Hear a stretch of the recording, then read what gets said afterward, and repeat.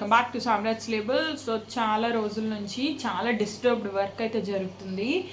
మా డయర్కి heart attack వచ్చింది అనమాట. వాడికంటే ముందు నాకు వచ్చేలా ఉంది అసలు ఆ మాట తలుచుకుంటేనే.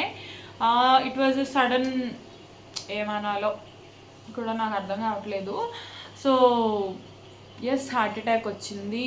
హాస్పిటల్లో అడ్మిట్ చేసి ఇక్కడైతే సేఫ్గా ట్రీట్మెంట్ అంతా చేయించి మళ్ళీ మేము అతన్ని వాళ్ళకి అప్పచెప్పాము.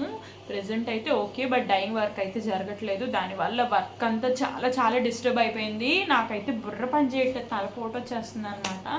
బయట డయర్స్ ఎలా ఉన్నారంటే, మా దగ్గర ప్రతి ఒక్కళ్ళు రూపాయికి పావులకి బేరాలు ఆడతారు కదా.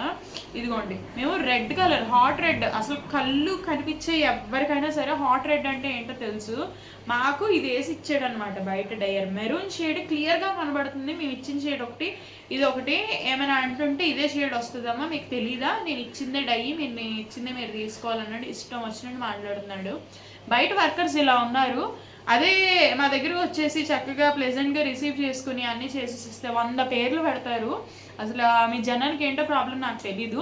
అండ్ బేరాలు ఆడాలి అనుకునే వాళ్ళు నా దగ్గరికి ఖచ్చితంగా రావద్దు. నా ప్రైసెస్ ఇంతే. ఎందుకంటే ఒక పీస్ రెడీ అవ్వడానికి ఎన్ని గంటలు పడుతుందో తెలుసా? అసలు ఒక వర్కర్కి పేమెంట్ ఎంత అవుతుందో తెలుసా? ఒక నెల వచ్చేసరికి ఈజీగా 40-50 వేలు సాఫ్ట్వేర్ ఇంజనీర్లకు కూడా రావు. ఈ టైలర్స్కి, మగ్గం వర్కర్స్కి ఇవ్వాల్సి వస్తుంది.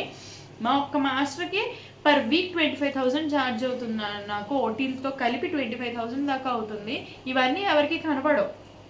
కానీ ఏంటంటే మేము ఒక డ్రెస్కి 10,000 వేసామని, 15,000 వేసామని అంటారు. ఏమండి, మీకు కావాల్సినట్టు మేము చేసి ఇవ్వట్లేదా? ఇస్తున్నాం కదా, అయితే మీకు ప్రాబ్లం ఏంటి మాకు డబ్బులు ఇవ్వడానికి? మీరేం మాకు కుత్తినే ఇవ్వట్లా, మేము అంత వర్క్ మీకు ఇస్తున్నాము. బట్ ఏంటంటే మా వర్క్ బయటకు కనిపించదు, రెడీమేడ్స్లో కనిపించేలా కనబడదు. ధగధగా మెరిసిపోవాలంటే ఇంక బంగారం వేయాలంటే, అంతకుమించి ఏం చేయాలి.